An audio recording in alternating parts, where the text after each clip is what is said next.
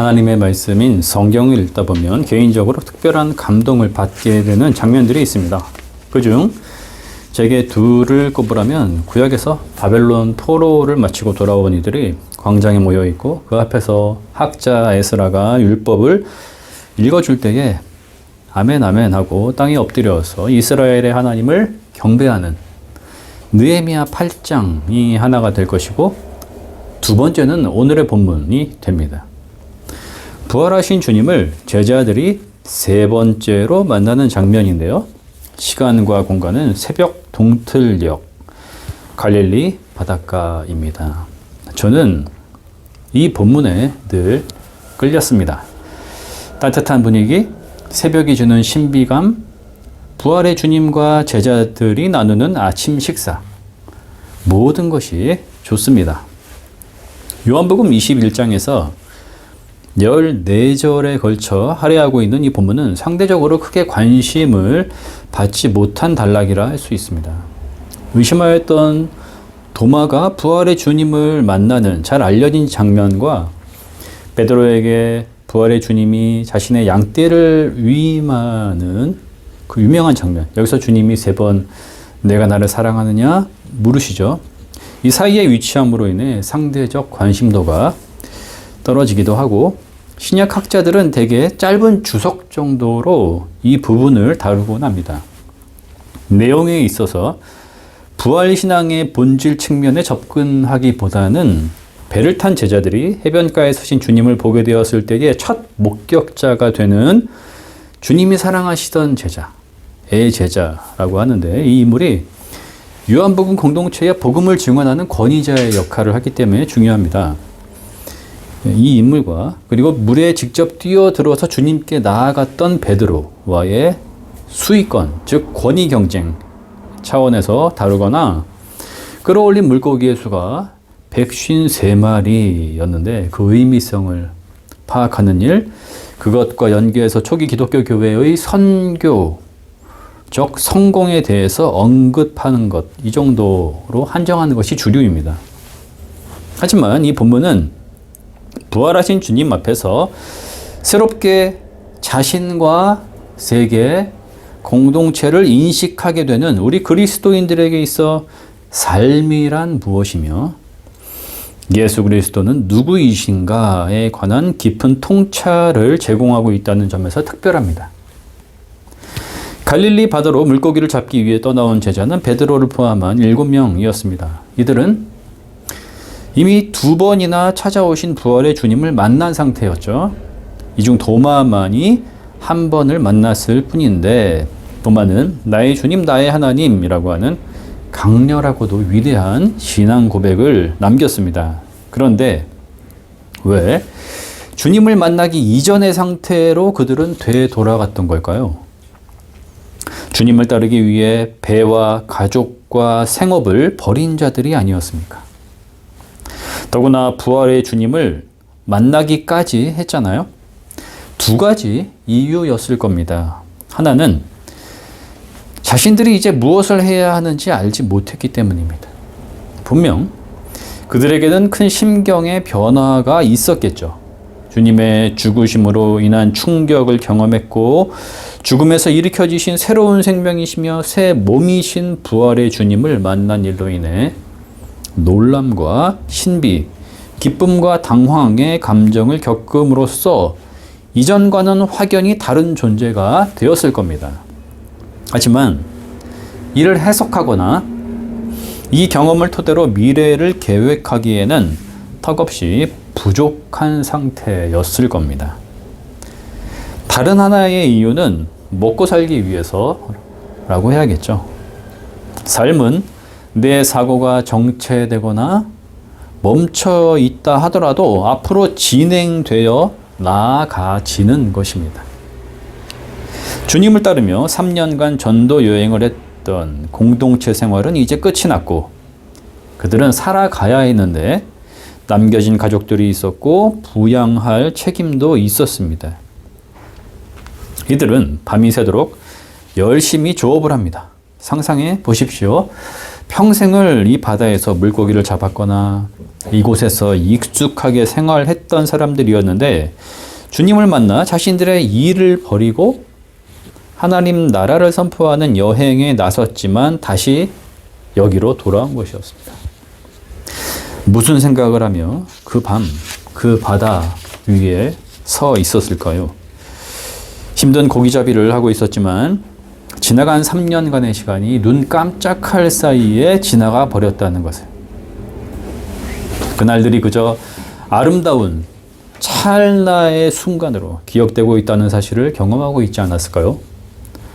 허무함을 느꼈을까요? 돌아갈 수 없는 그때로 다시 갈 수는 없을까? 간절함을 느꼈을까요?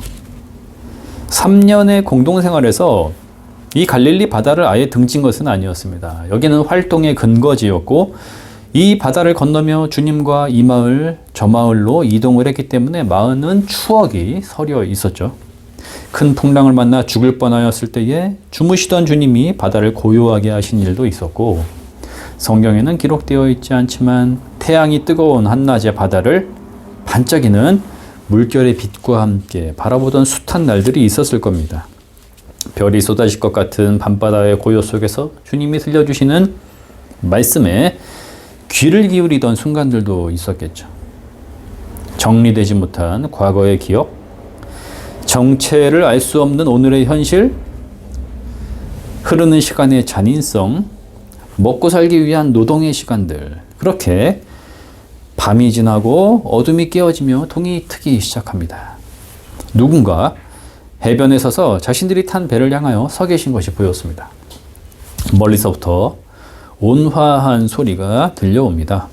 아이들아, 무엇을 좀 잡았느냐? 그들이 대답합니다. 못 잡았습니다. 다시 음성이 들려옵니다. 그물을 오른쪽에 던져라. 그리하면 잡을 것이다. 그대로 하였더니 배는 만선을 이루었고 이후 제자들은 주님과 해변에서 아침 식사를 나누게 됩니다. 우리는 여기서 세 가지의 물음과 그 물음에 대한 답을 찾아감으로써 부활의 주님이 주시는 메시지를 발견할 수 있습니다. 첫 번째, 왜 주님은 제자들을 부르시면서 아이들아 이렇게 부르시는 걸까요? 그 호칭이 각별하죠. 언어상 단어로 파이디아라고 쓰여 있는데요. 파이디온, 어린아이, 유아라는 뜻을 가진 단어의 혹격, 즉 부르는 상태로 쓸 때의 파이디아가 됩니다. 이것은 부활하신 주님과 제자들 사이 그 관계에서의 연속성을 보여주면서 동시에 한 차원 더 긴밀하게 변화된 관계적 상태임을 보여주는 증거라 할 수 있습니다. 부활하신 주님은 이제 전적으로 새로우신 분, 곧 생명의 근원이신 하나님이 되시고 그분 하나님은 우리를 보호하시는 아버지, 자신의 생명 안에 우리를 받아들여 주시는 은혜의 주님이 되신다는 점을 잘 보여주고 있는 거죠. 예수 그리스도의 부활은 십자가가 아버지를 향한 완전한 신뢰였음을 확증한 사건이 되며 아버지는 아들을 죽음에서 일으키심으로 그 신뢰에 응답하셨는데 우리의 주님이신 예수 그리스도가 그 십자가에 참여하는 모든 인간이 또한 하나님의 자녀로 받아들여질 수 있도록 길을 열어주시는 분이 됩니다. 제자들은 앞으로 수제자가 되는 베드로가 받을 주님의 양떼를 칠 목자의 위임과 성령이 가능케 하시는 세상을 향한 대선교 위임령을 받게 될 것입니다. 부활의 증인과 사도로, 즉 성숙한 모습을 향해 나아가게 될 것인데 현재 아직은 하나님의 사랑받는 아이들로 불리워지고 있는 상태, 그 애틋함이 묻어나고 있는 거죠. 두 번째, 그들은 주님을 알아보았고 무트로 그물을 끌어내 주님을 향하여 나아갔지만 그리고 식사의 자리에까지 초청을 받았지만 12절에서 지시하는 바와 같이 어느 누구도 누구십니까? 묻는 이가 없었습니다. 왜냐하면 그분이 주님이시라는 사실을 알았기 때문입니다. 본문은 이러한 언급과 함께 부활의 주님을 향한 어떠한 외형적인 묘사도, 예를 들자면 입으셨던 옷, 표정, 얼굴, 손짓 등을 드러내고 있지 않습니다. 요한복음은 이러한 부분을 상세히 다루는 측면이 강하거든요. 주님의 부르심을 입은 첫 제자들이 그 만난 시각을 오후 4시라고 콕 집어서 언급하기도 했고, 오늘의 본문에서도 주님을 향해 헤엄쳐간 베드로가 몸에 겉옷을 두르고서 뛰어내렸다. 구체적으로 서술을 하기도 하며, 그물에 가득 잡힌 물고기의 숫자가 153마리라고 하는 자세한 기술을 하고 있는 것과는 대조적입니다. 이것은 부활의 주님이 우리가 물리적 현상으로 알아볼 수 있는 대상으로서의 측면이라거나 묘사할 수 있는 형태적 상태를 넘어선 전적으로 새로운 생명의 차원에 있다는 점을 보여주는 것이라 하겠습니다. 부활의 증인들은 확실히 그분을 알아볼 수 있고 교제할 수 있으며 이전과의 연속성을 확신하고 사랑을 경험할 수 있지만 자신 앞에선 육체적 존재로서의 상태, 다시 말해 너를 경험하는 것과는 완전히 다른 차원에서 부활의 주님을 만나고 있는 것이죠.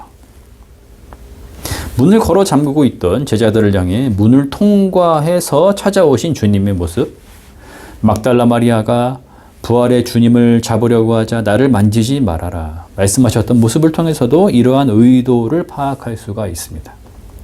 물론 부활의 주님은 도마에게 내 손을 내밀어서 내 손의 못자국과 옆구리의 창자국을 만져보아라 말씀하셨지만, 이것은 우리와 동질인 육체성을 드러내시고자 함이 아니라 의심하였던 그를 위해 특별한 형식으로 자신을 현현하실 수도 있으셨다는 점을 보여주는 것으로 이해해야 합니다. 이러한 주님의 모습은 장차 우리가 입게 될 부활의 새 몸에 대한 암시가 되며, 부활의 주님이 시간과 공간의 제약을 받으시지 않고 늘 우리와 함께 하실 수 있는 분이 되신다는 것을 증언하고 있는 것입니다. 세 번째, 부활의 주님은 오늘의 만남에서 어떠한 위임이나 약속과 같은 말씀을 통해 특정한 메시지를 전하고 계시는 것이 아니라 그저 갈릴리 해변에서 동틀녘 제자들과 아침 식사를 나누실 뿐입니다. 그게 다죠. 우리는 이 부분을 어떻게 이해해야 할까요? 저는 이 분위기가 주는 감성과 영감, 바로 여기에 부활신앙의 본질이 담겨 있다고 생각하기에 무게감을 두고 조금 자세하게 언급하려고 합니다. 제자들은 수많은 생각과 고뇌, 일의 수고와 함께 긴 밤을 보내고 성과 없는 새벽을 맞이하고 있는데요. 부활의 주님은 어둠에 깨어지는 그 새벽 바닷가에 서 계셨고 이미 제자들을 향하고 있었습니다. 모든 상황이 바뀌었죠. 과거 이 바닷가에서 주님과 함께했던 기억들, 추억의 순간들은 그저 지나가 버린 것이 아니었습니다. 주님이 거기 계시기에 현재적인 것이 되며, 바다는 새 생명을 입으신 부활의 주님이 딛고 서 계신 곳이기 때문에 지금 제자들은 그분의 영광에 참여하고 있는 것입니다. 주님은 해변에 모닥불을 피우시고는 사그라드는 그 숯불에 빵과 물고기를 굽고 계셨습니다.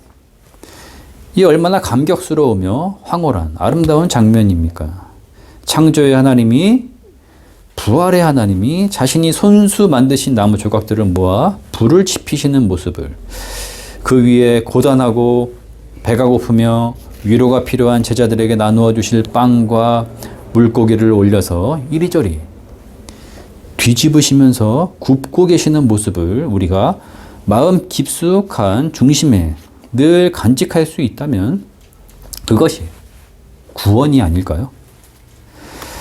오늘 부활 신앙을 가지고 살아가는 그리스도인들을 대변하는 제자들에게 새 날의 새벽은 더 이상 어제의 연속이거나 밤새 이어진 노동으로 기진해버린 고단한 삶의 지속이 아니라 생명의 하나님이 열어주시는 소중한 날의 선물, 그 시작이 됩니다. 부활의 주님은 제자들을 위해 준비한 빵, 물고기와 더불어서 이제 막 그물에서 끌어올린 풍성한 물고기들을 더 가져와서 함께 누리자라고 하십니다. 우리는 나의 소유로 먹고 산다는 생각에 내 것으로 쟁취하며 내 생명, 나의 생을 채운다는 맹신에 떨어지곤 합니다. 하나님이 이처럼 우리에게 주시지 않는다면, 우리가 그것을 취할 수 있도록 허락되지 않는다면 그 무엇도 우리 안에 담을 수 없습니다. 우리의 수고와 노동, 그것은 주님이 베푸시는 식탁에서 더불어 누리는 기쁨으로서의 몫만을 감당할 뿐이며, 그것도 허락하시기 때문에 그리하도록 인정되는 것이죠. 때문에 자기 일의 성취와 소유의 자부심에 빠져 그것에 몰두하는 것은 부활신앙의 증인들이 가져야 할 태도에서 멀다고 하겠습니다. 이 장면은 우리에게 삶이 아름답다는 것을, 부활의 능력으로 생명과 세상을 새롭게 하신 하나님의 섭리로 인하여 이 세계는 신비로 가득 차 있다는 것을 보여주고 있으며, 부활신앙을 가진 그리스도인들이 이를 발견할 수 있어야 한다고, 볼 수 있어야 한다고 가르치고 있습니다. 오늘의 본문은 기독교 신앙에 대해서 이 풍성함을 누림이 예수 그리스도를 통한 하나님의 은총이라고 증언하고 있습니다. 우리가 무엇을 하며 어떻게 살아야 하는가? 녹록지 않은 세상살이에서 어떠한 사명을 감당해야 하며 위임받은 그리스도인으로서 어떻게 고군분투하며 살아가야 하는가 묻기 이전에 일상에서 부활의 주님이 함께 하시는 임마누엘의 현존을 깨달아 감사와 기쁨과 자유로 살아가는 것이 생의 본질이라는 것을, 그것이 부활신앙의 중심임을 기억하라고 말씀하고 있음을 아멘 응답할 수 있어야 하겠습니다. 모든 지각에 뛰어나신 하나님의 평화가 그리스도 예수 안에서 우리의 마음과 생각을 지키실 것입니다. 아멘.